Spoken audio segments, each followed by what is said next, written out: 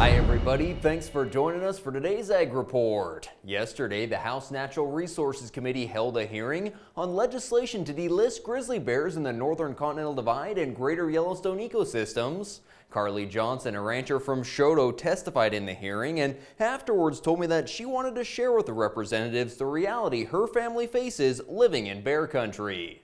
And I shared the story about the young collared female that walked through our yard in broad daylight. The following year, she was back with 3 cubs. The reality is, without the management tools that we need by being able to have state management, that young bear family and I are having to raise our kids together. And that's not what either one of us want. And really, our hope is that with management, it can be good for the bears and it can be good for the people that live with them. Well, earlier this week on National Ag Day, Governor Grande held his 3rd annual roundtable with Montana's ag leaders. Montana Stockgrowers President Grande told me that with record high input costs, ranchers are appreciative of efforts to reduce taxes and regulatory burdens. In the next couple of years, we should probably see record high cattle prices on a nominal basis. But when you adjust those for inflation, we're currently not even close to where we were 9 years ago just because our input costs are so high. There are some things the governor can do to help out with this, including lowering the cost of doing business through regulatory relief, and also things like raising exemption on the business equipment tax.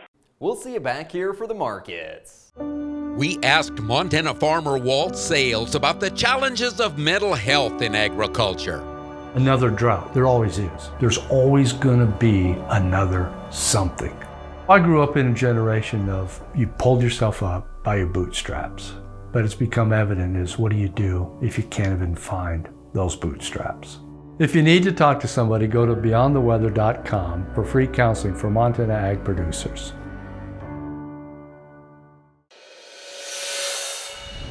Thanks for joining us back here for today's Ag Report. Governor Gianforte wrote a letter to Interior Secretary Deb Haaland criticizing the Secretary's order to restore populations of wild bison.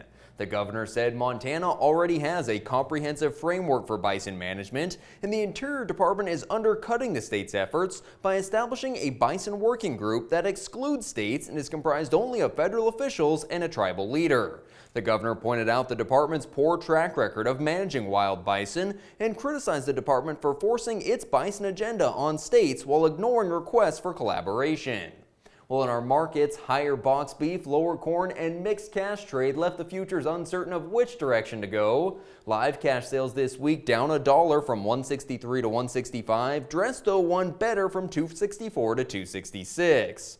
A firm market on the way up cows at Pays this week with the bulk selling from $89 to $99. Today at Pays is the Vermilion Ranch Bull Sale. Yesterday at their replacement heifer sale, the heifers averaged near $1,600, up more than 20% from last year.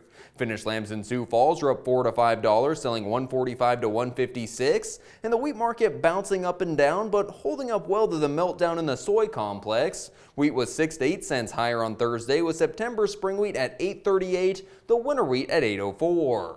Well, that's going to do it for today's Ag Report. Thanks so much for joining us, and have a great Friday.